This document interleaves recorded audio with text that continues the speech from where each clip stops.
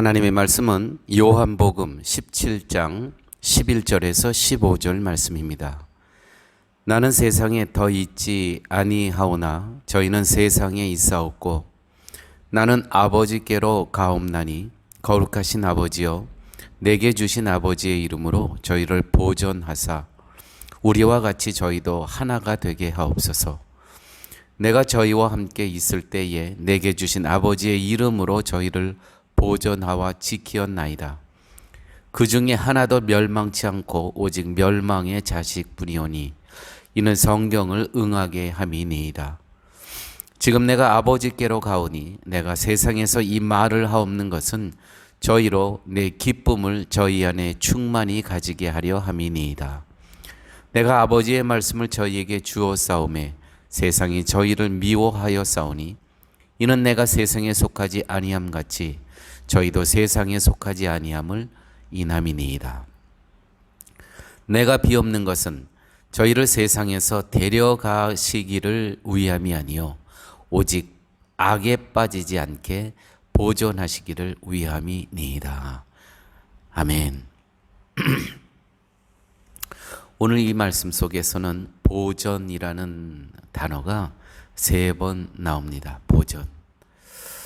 성도를 이 땅에서 보존하여 주시옵소서. 예수님의 기도는 성도가 이 땅에서 하나님의 은혜 안에 보존되기를 바라시는 것이고 예수님의 뜻 안에서 하나님의 뜻대로 살아가는 것이 예수님의 기도셨습니다. 지금 이 예수님의 기도문은 십자가 지시기 전에 이 땅에서는 이제 이별을 하게 돼야 되지 않습니까? 십자가를 지시는 그러한 상황 가운데 하나님 앞에 간절히 드리는 기도입니다. 신앙생활을 하나님으로부터 어떤 도움을 얻기 위한 기대를 가지고 한다면 그 사람은 결국 낙심하고 낙담하게 될 수밖에 없습니다. 왜냐하면 그가 신앙생활에서 알게 되는 것은 아무리 열심히 신앙생활을 하더라도 세상을 살아가는 일에 도움이 안 된다는 것을 깨닫게 되기 때문입니다. 때문에 성도에게 필요한 것은 신앙생활이 삶에 도움이 줄 것이라는 기대를 버리는 것입니다. 내가 재정적으로 또 이웃 사람들과 비교하면서 그런 생활의 윤택함을 누리고 그들보다 더 잘 살게 되는 이러한 모든 인간적인 생각을 이 기대를 내려놓는 것이 신앙생활이 시작입니다. 하나님은 우리의 삶을 돕기 위해서 일하시는 것이 아니라 하나님의 일을 위해 일하실 뿐입니다. 그것이 우리에게 득으로 나타날 수도 있고 때로는 손해로 나타날 수도 있습니다. 우리는 내 일이 잘 되면 그것을 하나님의 도우심으로 여깁니다. 반면에 안 될 때는 하나님이 돕지 아니하신 것으로 여깁니다. 이것이 우리의 신앙을 잘못된 길로 이끌어가는 원인이 됩니다. 예수님은 성도가 이 땅에서 그리스도 안에서 살면서 겪는 어려움과 고통에서 건져달라고 기도하시지 않고 오직 악에 빠지지 않게 보존하시기를 위해서 기도하실 뿐이라는 것입니다. 복음 안에 살면서 그 아픔과 고통과 환난이 있습니다. 거기서 건져내 달라는 기도를 하시는 것이 아니고요.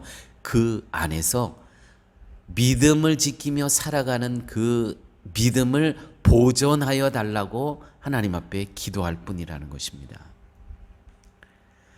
오늘 15절 말씀, 내가 비옵는 것은 예수님께서 기도하시는 것은 기도의 제목은 저희 제자를 성도를 세상에서 데려가시기를 위함이 아니요 이미 구원받았으면 천국의 백성 됐는데 빨리 데려가시면 되는 거 아닙니까? 그 데려가심이 목적이 아니요 오직 이 땅에서 악에 빠지지 않게 보존하시기를 위함이니이다. 이것이 예수님의 마지막 기도셨다는 것입니다.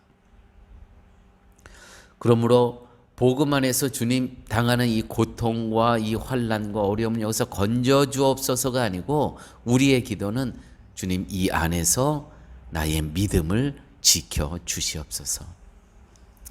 이러한 예수님의 기도를 통해서 알 수 있는 것은 세상에서 편안히 지내는 것이 이 땅에서 자기 백성으로 남겨놓으신 뜻이 아니라는 것입니다.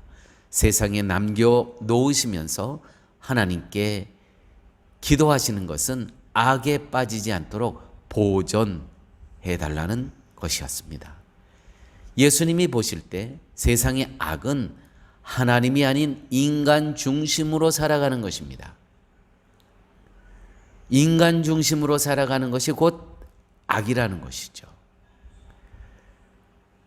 인간이 오직 욕망을 목적으로 살아가는 것, 오직 세상의 방식으로 살아가는 것, 그것을 규정하는 것이 성경입니다. 성경에서 규정하는 악은 무엇입니까?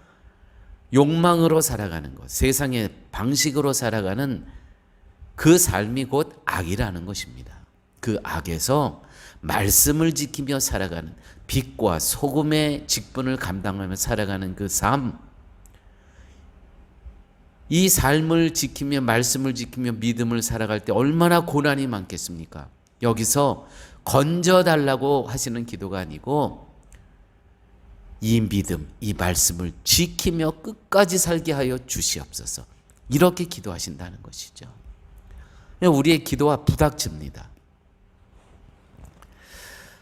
이렇게 볼 때 악에 빠지지 않게 보존해 달라는 예수님의 기도는 세상에 남겨진 제자들이 세상의 삶의 방식에 빠져들지 않도록 그 믿음을, 그 말씀을 보호해 달라는 뜻입니다. 이것이 예수님의 기도셨습니다.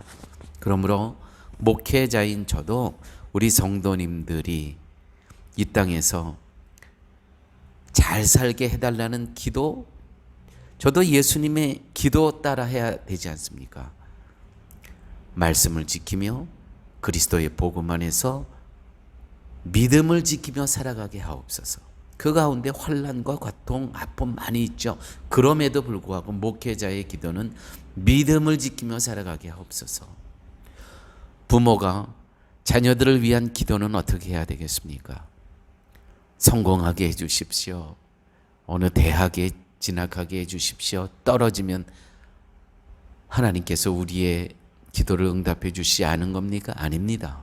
부모님의 기도도 믿음을 지키며 살아가게 하여 주시옵소서. 그렇게 지키며 살아갈 때 환난과 고통과 아픔이 있지만 그래도 말씀 붙잡고 믿음을 지키며 살아가게 하여 주시옵소서. 이것이 부모님의, 성도인 부모님의 기도가 되셔야 된다는 것이죠.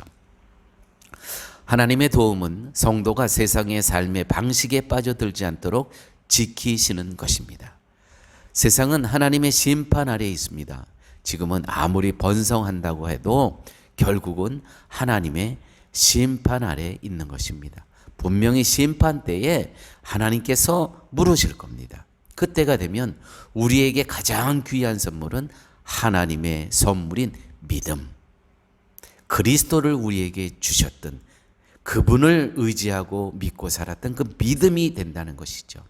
하나님이 나를 보존하사 믿음을 지켜주신 것에 대해서 우리는 감사하게 될 것이라는 것입니다.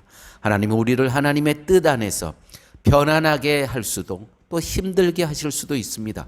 그러나 중요한 것은 우리의 믿음이 보존되는 것입니다. 이것이 하나님께서 성도들을 지키시는 방식입니다. 이것으로 성도는 기뻐하고 감사할 따름입니다. 아버지 하나님 감사합니다. 오늘도 이렇게 하나님께서 우리를 보존하시고 지켜주시는 은혜를 알게 되었사니 이 하나님의 보호하심과 보존하심 속에서 기뻐하며 감사하게 살게 하여 주옵소서. 예수님 이름으로 기도드렸습니다. 아멘.